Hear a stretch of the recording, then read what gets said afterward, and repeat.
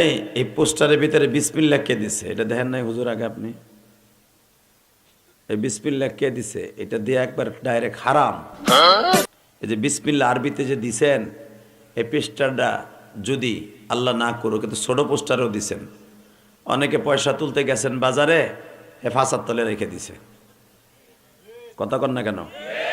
পুরা এলাকার মানুষ জাহান্নামে যাবে। আপনি জানেন বিসমিল্লাহ ঠেলা কি?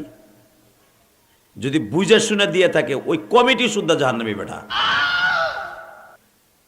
বাংলায় হয়তো সংক্ষেপে দিতে পারতেন। বিসমিল্লাহ যে যে অপরের থেকে দিছে, আরে থাপ রানের দরকার। এই পোস্টারটা হিন্দু দোকান থেকে দেখবেন, পোস্টার পাইয়া দেখবে যে কাগজ মাগজ পাই না, হ্যাঁ মিষ্টি পুটলা বাইন্দা নিয়ে যাইব গা। কথা কন না কেন? এত সহজ। এই পোস্টারটা অজু ছাড়া ধরা হারাম বেটা। এই পোস্টারটা অজু ছাড়া ধরা এখন হারাম, ডাইরেক্ট হারাম। বিসমিল্লাহ এত এত সস্তা হয়ে গেল বিসমিল্লাহ। খবরদার কোন পোস্টারে কোনোদিন বিসমিল্লাহ আরবিতে দিবেন না, খবরদার।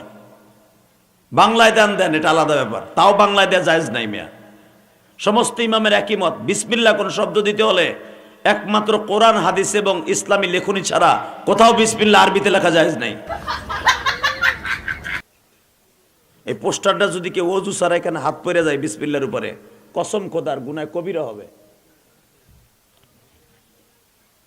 কত মানুষ আছে নাপাক অবস্থায় এটার ধরবো।